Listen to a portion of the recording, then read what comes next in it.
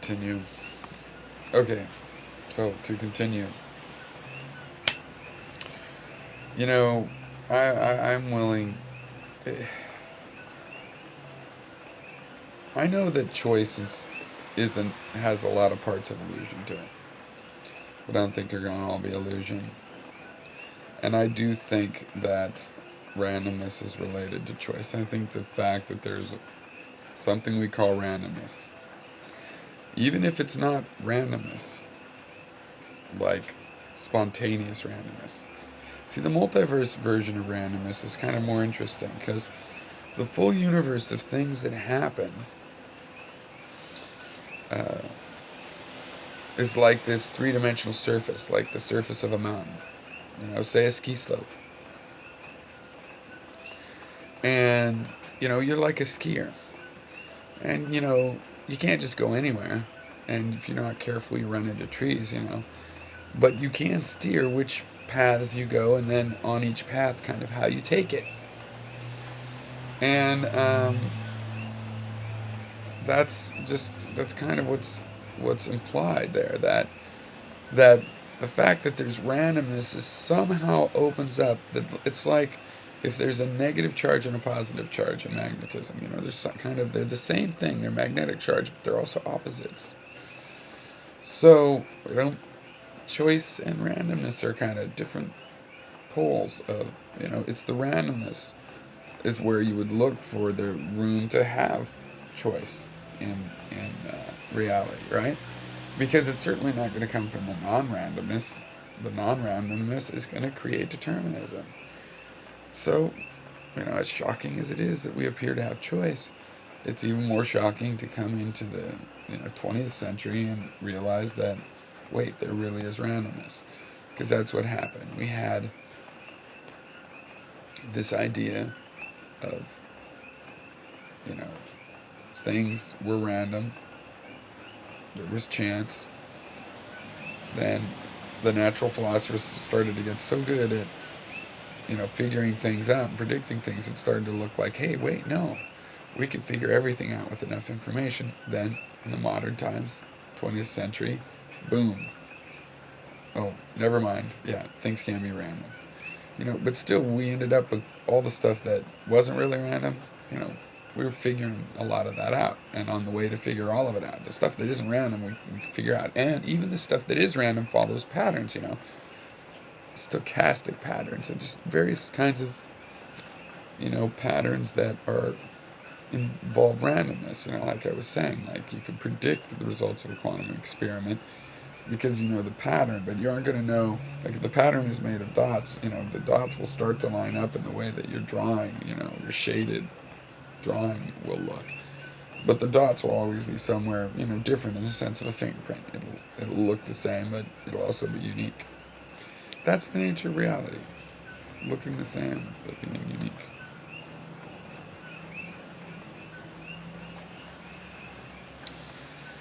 So that's interesting. I mean, that kind of thing. I mean, I wouldn't want to advocate a saying like that. That sounds terrible. But anyway, um, you said that you see people determined by their circumstances, and I don't see that. No, I see people influenced by their will, and that's the real bottom line for me, as I mentioned in various ways. Is that to me, philosophy is about programming the human computer. And it's nothing like a desktop computer, obviously. And the interface is like surreal compared to as confusing as a computer's one is. It's funny, we all use our interface and don't really understand it. And are confused by computer interfaces when we learn them, unless we learn them as kids, I guess. And yet, really understanding our own interface is surreal. It's you know we just do it naturally. It's as if we knew how to shift a car, and we never actually even we always were at the point where we could just do it automatically. We never had to look down and to see where the shifter was, or that it was a shifter, or that we had an arm you attached to it, or any of that. I like to look in on that. I think we can learn a lot about the mind that way. Okay. And that's what philosophy is for me. I do see people choosing their destiny, and it's about how to choose your destiny. And, there's a lot of mythology and stuff that's the scary part of when someone gives someone else the power to choose their destiny. Like the genie, that comes out, gives you your dream, and it turns out like a disaster. And, giving people the ability to run their own mind, it could be seen as something like that. Because you're giving people power over their own destiny. But destiny is a funny thing, and having power over your destiny doesn't mean that you can make impossibilities and pipe dreams come true, right? So I basically trust people, empowered people. If you have a person that knows how to pursue their destiny, I actually trust they will figure out good destinies. I'm an optimist about human nature in that sense. Given good conditions. Sure, if the world is locked in war for 1,000 years, people will maybe choose destinies to go be a warrior and steal more money than anybody else. Uh, I'm thinking of like feudalism. But yeah, I see people choosing their destiny, and that is the purpose of philosophy. So, yeah. And so, and then the point is, there is no magical dust here. The brain is thinking. It is made of matter. It has the ability to exploit randomness somehow. The randomness doesn't explain will. I have no idea where will comes from. But the room for will to exist is within randomness, I would say. It's within the space of randomness. We want to study so-called randomness if we're going to try to figure out where the will comes from. Now,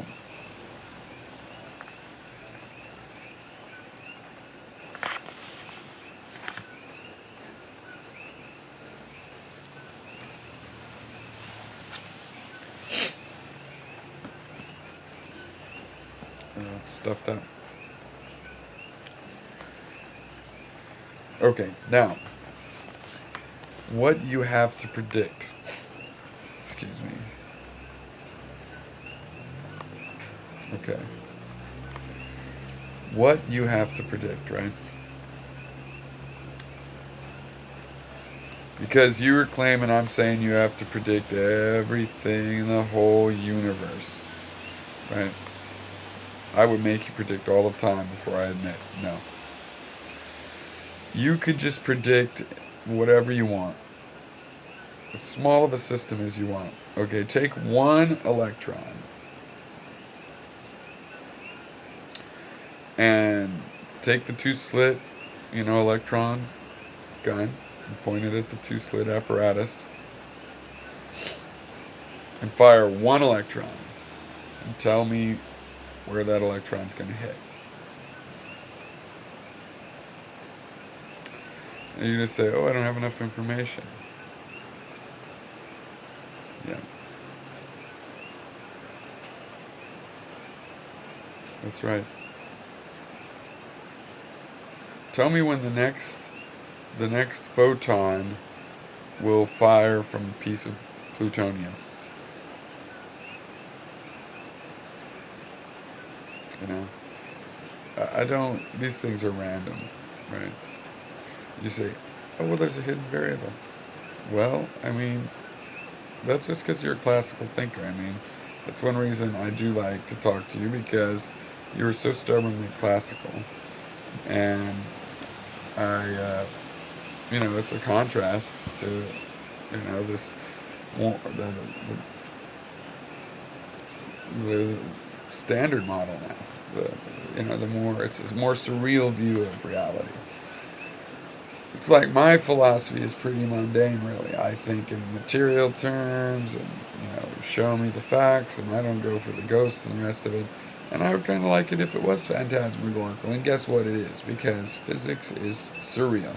But it's not ghosts and surreal, it's just face and reality surreal, okay? Anyway,